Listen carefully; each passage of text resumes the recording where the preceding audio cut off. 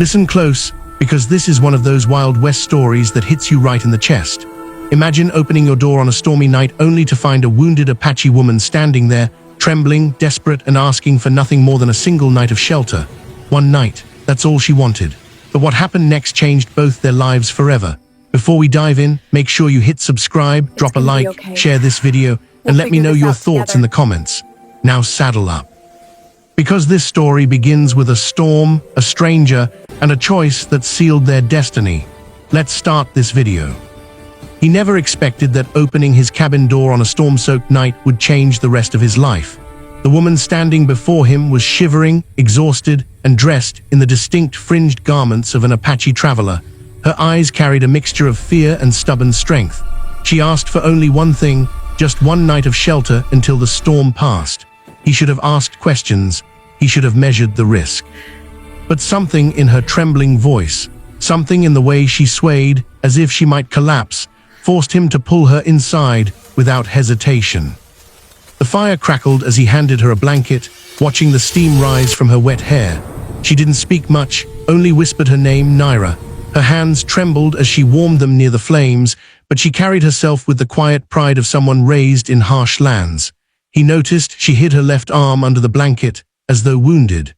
When he reached out to check, she pulled back instantly. That reaction wasn't fear of him. It was fear of whatever or whoever had driven her into the storm. Hours passed silently, broken only by the wind battering the wooden walls. He offered food, but she pushed the bowl away at first, perhaps unsure of his intentions. When she finally ate, she did so in small, careful bites, never taking her eyes off him. He understood then she wasn't just cold or tired. She was running, but from what? She hadn't asked for protection or food or help, just shelter. That alone told him her trouble was deeper than she wanted to reveal. When she finally slept, curled near the fire like someone who hadn't rested in days, he remained awake, leaning against the doorframe with his rifle across his lap. Not because he feared her, but because he feared whatever might be chasing her. Before dawn, he heard distant horses. Cold dread swept through him. Riders moved with a rhythm that didn't belong to travelers or ranch hands. They were trackers. He stepped outside quietly, seeing 5 silhouettes moving along the ridge. If they saw his cabin's smoke, they'd come. And if they came, the woman inside was as good as dead. He returned and shook Naira awake. Her eyes widened the moment he said, "Riders." She rose quickly, grabbing her small satchel and preparing to leave. He blocked the door, confused. She pointed at herself, then at the window, then mimicked being dragged away. He understood if they found her here, they would kill him too. He tried to tell her she could stay, that he wasn't afraid, but she shook her head violently. She wouldn't risk his life for hers. That kind of desperation only comes from someone marked for death. When the hoofbeats grew louder, she panicked. Her breathing quickened. She grabbed his wrist and tried to push him aside, but she had no strength left. The wound she had been hiding throbbed through the blanket, now bleeding again. He refused to let her walk into danger like that. Lifting her by the shoulders, he set her back on the floor and told her plainly that he wasn't letting her die on his land. Something in his tone made her freeze, as if she wasn't used to anyone choosing her over their own safety. He extinguished the fire and pulled her behind the storage crates. The riders approached the cabin, their voices sharp and angry. Through the thin walls, she recognized the language. They weren't Apache. A rival tribal group, bounty hunters. Whoever they were, she shrank at their presence, eyes wide with old trauma. He placed a hand on her shoulder, urging her to stay quiet. She had begun to tremble uncontrollably, not from fear alone, but from the fever spreading through her wound. A fist hammered on the door. He didn't answer. They circled the cabin, trying windows, peering through cracks. If any of them decided to break in, the two would be trapped. He thought fast. Grabbing the old lantern from the shelf, he smashed it on the floor behind the crates. Smoke began to curl upward, then flame. The fire grew fast. The riders outside smelled it and shouted in alarm. They believed the cabin was abandoned, now catching fire from inside. They didn't expect anyone to be hiding in a burning building. As they rushed toward the stream to fetch water, he lifted Naira into his arms and slipped out the back door. They moved through tall grass, hidden by the thick smoke drifting across the yard. The riders were too busy shouting commands and dragging buckets to notice the two fleeing toward the tree line. Branches whipped against his coat as he carried her deeper into the forest. When he finally stopped, breathless, she tried to stand but collapsed again. Her wound had reopened badly. He knelt beside her, tearing a strip from his own shirt to bind her arm. She winced but didn't protest. She watched him with a strange mix of confusion and gratitude, as though she couldn't understand why he was doing this. When he asked her who those men were, she hesitated for a long moment. Then she whispered that they were after her tribe's medicine carrier, a role she had recently taken from her dying mother. The men wanted her knowledge, her skills, or maybe to silence her people entirely. She escaped before they could capture her. He understood then why she moved like someone carrying centuries of responsibility on her shoulders. She wasn't just a runaway, she was a guardian of her tribe's future. And now, wounded and hunted, she had no one else to rely on. He told her she was safe with him, at least until he figured out the next step. But she shook her head softly. Safe was not something she believed in anymore, not after watching her people scattered. Not after fleeing with nothing but ancient knowledge and the will to survive. As dawn broke, he lifted her again and carried her deeper into the wilderness toward an abandoned trapper's hut he knew. The old structure leaned crookedly under the pines, but it offered shelter and invisibility. When he laid her gently on the wooden bed and covered her with his coat, her breathing finally eased. For the first time since she arrived at his door, she looked at him without suspicion, only exhaustion and a fragile sense of trust beginning to form. He sat beside her, studying the quiet rise and fall of her chest. Something about her presence anchored him, as though fate had placed her in his path for a reason he couldn't yet understand. She had asked only for one night of shelter, but giving her that had already put him at war with dangerous men. Still, as he watched her sleep in the dim morning light, he knew one thing with startling clarity. He wasn't letting her face this danger alone anymore. Hours passed before she woke again, her eyelids fluttering as sunlight filtered into the abandoned hut. She looked around in confusion, as though unsure if she had been rescued or captured.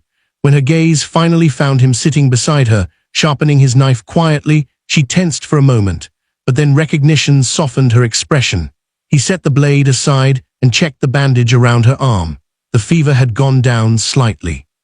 She watched his hands work with surprising gentleness for a man who lived alone in the wild. She tried to sit up, groaning from the stabbing ache in her muscles. He steadied her with a hand on her back, careful not to startle her. She murmured a few words in her native tongue, an apology he guessed. He shook his head. There was nothing to apologize for. She looked away, troubled. He could tell she was thinking about the men who chased her, the tribe she'd been separated from, and the responsibility she still carried. Before he could speak, the crack of a distant gunshot echoed through the trees. Her eyes widened instantly. He grabbed his rifle and moved to the window. Smoke curled upward from the valley. Something or someone was burning a clearing. Naira whispered that the men were sending a signal. They were close, too close. He turned back to her, and for the first time since she arrived, she didn't hide her fear. She knew she couldn't run. She couldn't even stand without help. He realized then that saving her had become more than an act of kindness. It was now a commitment, a choice that tied his life to hers. He helped her to her feet, letting her lean on him as they prepared to move again. But when she stepped outside, her gaze froze. 3 riders were emerging from the trees less than 100 yards away. They had tracked the blood droplets from her reopened wound. She clutched his arm desperately. He could have run, he could have left her, but something inside him settled with iron certainty. He would die before he let them take her. He pulled her behind a large fallen log and told her to stay low. She touched his hand, her grip surprisingly strong despite her weakness. There was no need for words. She knew he might not return from the fight. The riders dismounted and spread out, rifles drawn. He waited, breath steady, heart thundering like a war drum.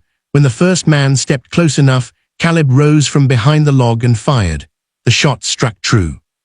The remaining riders dove for cover, bullets biting into bark and soil. Naira crouched with her hands over her ears, trembling. Caleb moved with steady precision, ducking and firing, pushing the attackers back. They were fierce, trained, and angry, but he was fighting with something they didn't expect, purpose. When one of the riders tried to circle around toward the hut where Naira had been resting, Caleb charged, tackling him to the ground. The struggle was brutal, fists, boots, dirt flying. The man drew a knife. Caleb twisted his wrist, forcing the blade into the ground. With one hard blow, the rider fell limp. The last attacker saw he was outmatched and fled, galloping into the forest with fear driving his heels. Caleb didn't chase him. He returned to Naira, breathless and bruised. She stared at him in disbelief, tears shining in her eyes, tears she struggled to blink away. In her world, men fought for land, survival, and honor, but no one had ever fought for her. He knelt beside her, wiping blood from his cheek, and told her it was over. She whispered broken words, a mix of thanks and sorrow. But it was not truly over. The fleeing rider would return with more men. Caleb knew they had only hours before the next wave came. He made a decision then, one that would shape both their fates. They were going to find her tribe. If she returned to her people, they could protect her, hide her, help her heal, and maybe someday she would no longer have to run. Naira touched his arm again, shaking her head. She was afraid for him. But he assured her, with a firm, steady voice, that he had made his choice, and he wasn't turning back. He fashioned a rough stretcher from branches and rope and gently laid her on it. She watched him work, her expression softening with each movement. When he lifted the stretcher and began the long trek toward the Southern Territory, she finally stopped resisting the idea that someone could care for her without expecting anything in return. Hours turned into miles. The sun climbed, fell, and rose again. They traveled by night when possible, hiding by day, living on roots and berries, and the occasional fish he caught from the streams. With each passing hour she grew weaker, her wound worsening. One evening, as they rested beneath a large oak tree, she reached for his hand and whispered something he didn't expect. She told him he should leave her. Her breath was shallow, her eyes glassy. She believed she was dying. He shook his head fiercely and told her he wasn't letting go. Not now, not after everything. She watched him with a deep, unspoken realization. He wasn't helping her out of pity. He was helping her because her life mattered to him. Just before dawn on the third day, distant drums echoed faintly through the valley. Her eyes snapped open. She recognized the rhythm instantly. Her tribe, they were near. Her voice cracked with relief. Caleb followed the sound, navigating through thick brush until they reached a massive clearing. Warriors stepped forward, bows drawn, tense at the sight of a white cowboy carrying their wounded healer. Naira mustered enough strength to lift her hand, signaling them to lower their weapons. When she whispered his name to them, their expressions shifted from suspicion to shock. The tribe accepted her with cries of joy, mourning, and relief. They lifted her from his arms and carried her into their camp. Caleb stepped back, unsure of his place now that she was safe. He expected to leave quietly, but before he could turn away, the tribe's elder approached. The elder looked at Naira, then at Caleb, and spoke words Caleb didn't understand but felt deeply. Naira translated weakly, saying the elder believed Caleb had not just saved a woman, but preserved the tribe's future. And for that, he would always be welcome among them. Days passed as she healed. Caleb remained on the edge of the camp, unsure if he belonged. But Naira asked for him often. Each time he visited, her strength had grown. She told him stories of her people, her mother, her duties, her fears. And he told her of his lonely cabin, the land he worked alone, the quiet life he'd carved.